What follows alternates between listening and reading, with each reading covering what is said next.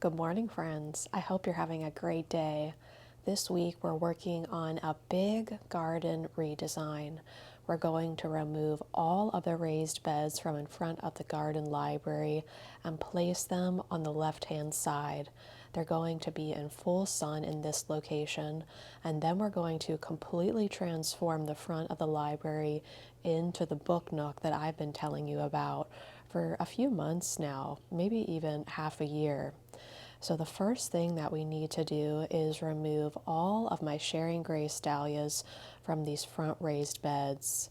Now, over the last 2 months, I have been slowly removing the other raised beds from right in front of the garden library, and I've decided to double stack the beds on the left-hand side. Now, in the years prior, these beds used to be in full sun, but because of changing light levels, now they're in full or part shade, and that doesn't really work well for cut flowers. So my idea is to put all of my cut flowers on the left-hand side of the library and to make this a beautiful, cozy nook for my family to enjoy. I basically want to make it a large living space that can function as a living or dining room, depending on my needs at that time. So in today's video, we're going to be planting 16 incredible hydrangeas. I was able to purchase these hydrangeas for $18 each. We're also going to be adding another ton of gravel into the center portion. We're going to be putting some stone in front of the garden library, and we're basically going to be spending about $450 to $500 on today's renovation. This should be my largest expense in this area.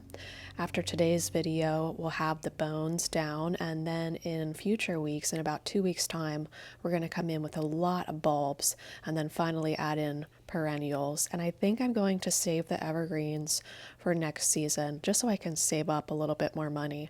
Let's get to work on removing all of these raised beds. My husband made me these raised beds, I think about, I don't know if it was 8 or 9 years ago. They've always been in this location.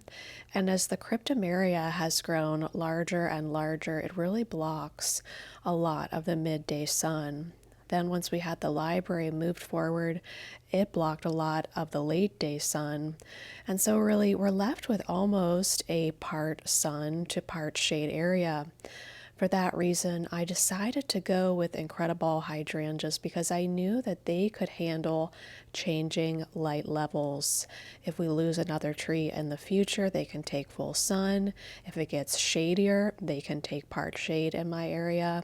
And at the end of the day, since I was able to get these for $18 each, I went with these over Haas Halo, which I had talked about in the past. About a month and a half ago, we planted these beautiful Bonary giant zinnias. I believe one of you sent me those seeds a few years ago, and I was so thankful to be able to harvest a few handfuls before pulling the plants for the season. It's late October here in southern Pennsylvania. We still haven't had a frost, and no frost is expected in the coming 2 weeks, but you never know, so I definitely wanted to get these shrubs in ASAP.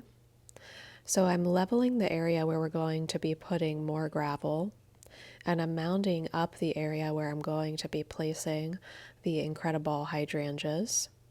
And these stones that you see me laying right now are actually from one of our YouTube friends. They are from Gardening on Taylor Mountain here on YouTube, and I will link her channel below. Her and her husband brought me these stones, I think about 2 years ago, so I'm so thankful to be able to use them around the library. I'm positioning these incredible hydrangeas 4 feet apart. They grow about 4 to 5 feet tall and wide, so at 4 feet apart, they'll be a nice hedge.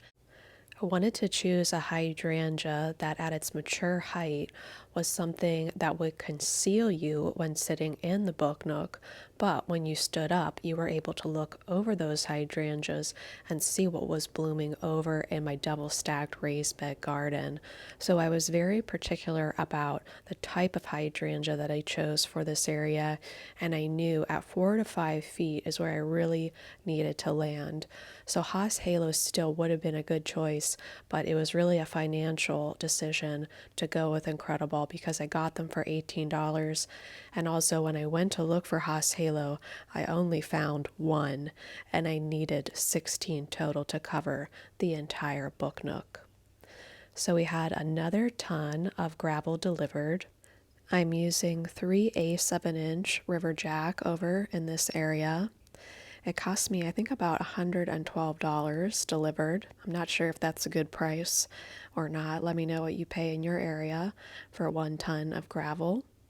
But here's what we're left with after a week of work. We've taken all the raised beds, moved them to the left side, and really got the bones of the book nook in place.